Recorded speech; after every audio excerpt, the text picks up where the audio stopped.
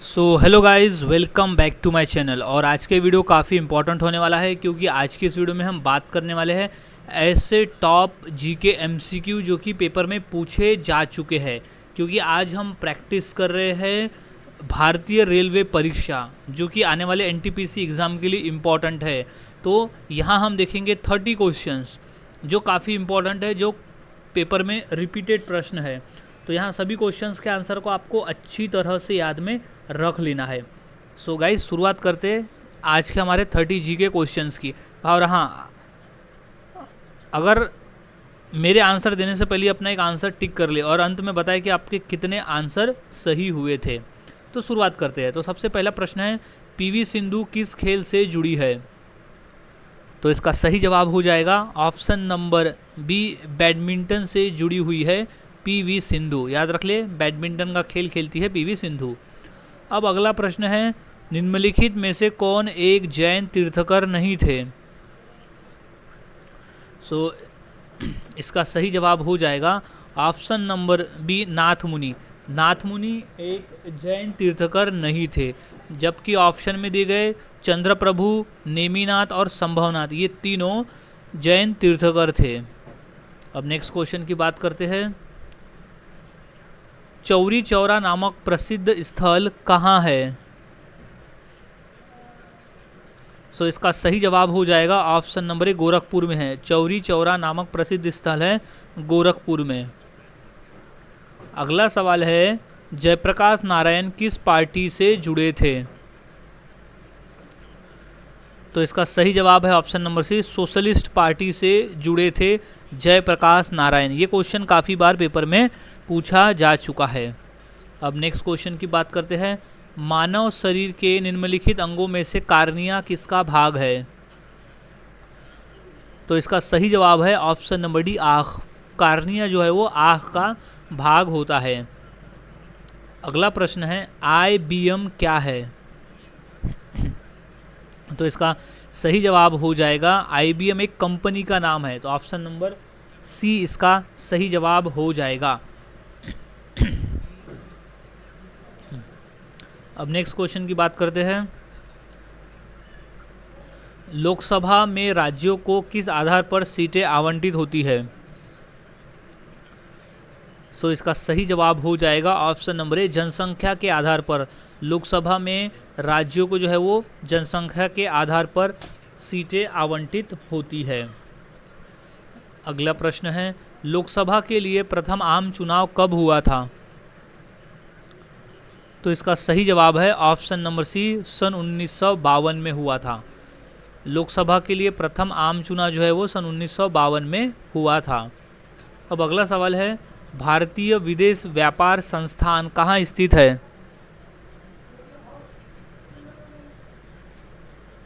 सो इसका सही जवाब हो जाएगा ऑप्शन नंबर ए, नई दिल्ली में स्थित है भारतीय विदेश व्यापार संस्थान। ये क्वेश्चन 2 बार पेपर में रिपीट हो चुका है। अब नेक्स्ट क्वेश्चन देखते हैं। उस्ताद बिस्मिल्लाह खान किस वाद्य यंत्र को बजाते थे? तो इसका सही जवाब है ऑप्शन नंबर सी, शहनाई बजाया करते थे। उस्ताद बिस्मिल्लाह खान शहनाई वाद्य यंत्र बजाते थे। नेक्स्ट क्वेश्चन की बात करते हैं। जवाहरलाल नेहरू विश्वविद्यालय यानी JNU कहाँ स्थित है? सो इसका राइट जवाब हो जाएगा ऑप्शन नंबर सी, नई दिल्ली में स्थित है JNU। क्वेश्चन मोस्ट इंपॉर्टेंट है, अच्छी तरह से इस क्वेश्चन के आंसर को याद में रख लेना है। सो अब नेक्स्ट क्वेश्चन की बात करते हैं। समेध शिखर किस धर्म का तीर्थ स्थल है? तो इसका राइट जवाब हो जाएगा ऑप्शन नंबर बी, जैन धर्म का। समेध शिखर जैन धर्म का एक प्रसिद्ध तीर्थ स्थल है। अगला सवाल है, चूहों के मंदिर के नाम से विख्यात मंदिर कौन सा है? तो इसका सही जवाब है ऑप्शन नंबर 1, करनी माता का मंदिर चूहों के मंदिर के रूप में प्रसिद्ध है। क्वेश्चन इंपॉर्टेंट है, इसे अच्छी तरह से याद में रख लेना है क्योंकि क्वेश्चन काफ़ी बार पेपर में रिपीट हुआ है। सो नेक्स्ट क्वेश्चन की बात करते हैं। दिलवाड़ा का जैन मंदिर किस राज्य में स्थित है? सो इसका सही जवाब हो जाएगा ऑप्शन नंबर सी, राजस्थान राज्य में स्थित है दिलवाड़ा का जैन मंदिर। क्वेश्चन मोस्ट इम्पॉर्टेंट है, अच्छी तरह से इसे याद में रख लेना है। अब नेक्स्ट क्वेश्चन की बात करते हैं। निम्नलिखित में से हमारा राष्ट्रीय गीत वंदे मातरम कहाँ से संकलित है? इसका सही जवाब है ऑप्शन नंबर सी, आनंद मठ से लिया गया है हमारा राष्ट्रीय गीत वंदे मातरम, जिसके रचयिता है बंकिम चंद्र चटर्जी। क्वेश्चन इम्पॉर्टेंट है। अब अगला सवाल है, निम्न में से देशबंधु की उपाधि किससे संबंधित है? इसका सही जवाब है option number B, Chittaranjan Das से संबंधित है देशबंधु की उपाधि, क्योंकि चित्तरंजन दास को देशबंधु के नाम से जाना जाता था। अब नेक्स्ट क्वेश्चन है, निम्नलिखित में से किस नगर में ख्वाजा मोहिनुद्दीन चिश्ती की दरगाह है? इसका राइट जवाब हो जाएगा ऑप्शन नंबर ए, अजमेर में है। ख्वाजा मोहिनुद्दीन चिश्ती की दरगाह है अजमेर में।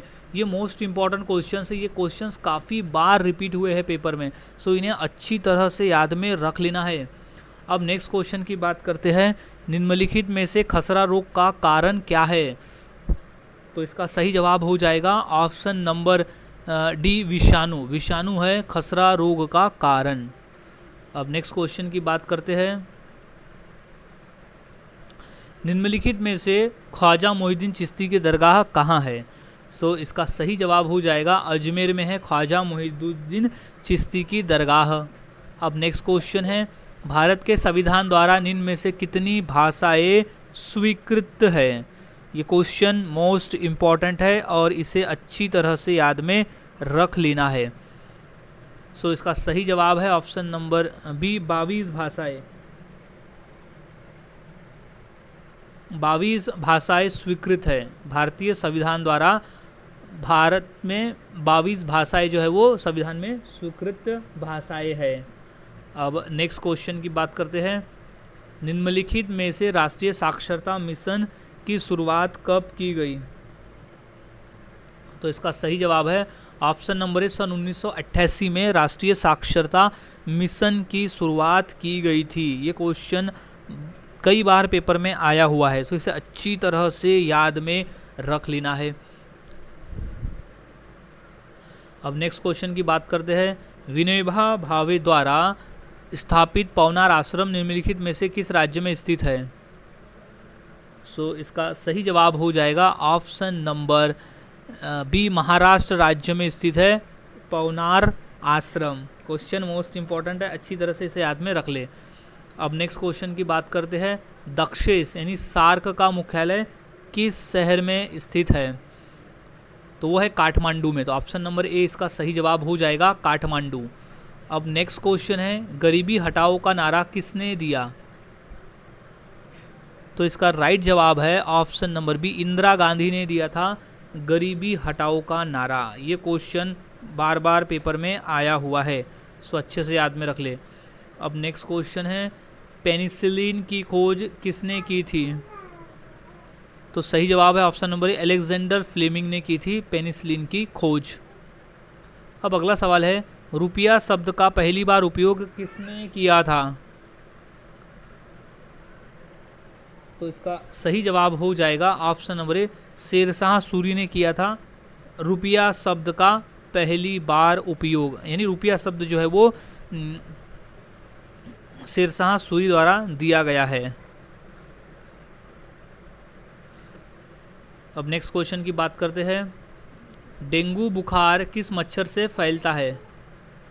वो है एडीज मच्छर से। ऑप्शन नंबर ए इसका सही जवाब हो जाएगा, डेंगू बुखार जो है वो एडीज मच्छर से फैलता है। अब नेक्स्ट क्वेश्चन की बात करते हैं, मिनिमम सपोर्ट प्राइस यानी एमएसपी किसके लिए होता है? वो है फसलों के लिए। ऑप्शन नंबर ए इसका सही जवाब हो जाएगा, मिनिमम सपोर्ट प्राइस जो है वो फसलों के लिए होता है। अब नेक्स्ट क्वेश्चन है, कौन सी नदी दक्षिण गंगा के नाम से जानी जाती है? इसका सही जवाब है ऑप्शन नंबर डी, गोदावरी नदी को हम दक्षिण गंगा के नाम से जानते हैं। अब नेक्स्ट क्वेश्चन है, मानव शरीर में लाल रक्त कोशिकाओं का निर्माण कहाँ होता है? इसका राइट जवाब हो जाएगा ऑप्शन नंबर बी, अस्थि मज्जा में होता है मानव शरीर में लाल रक्त कोशिकाओं का निर्माण। सो गाइज आज की इस वीडियो में हमने 30 क्वेश्चन देखा और 30 में से कितने आंसर आपके सही हुए ये मुझे कमेंट सेक्शन में ज़रूर बताएं। सो मिलता हूँ ऐसे ही और नए जीके क्वेश्चंस के साथ अगले वीडियो में। तब तक के लिए चैनल के साथ बने रहे, वीडियोस को देखते रहे और इसी तरह से रोज़ाना जीके की प्रैक्टिस करते रहे।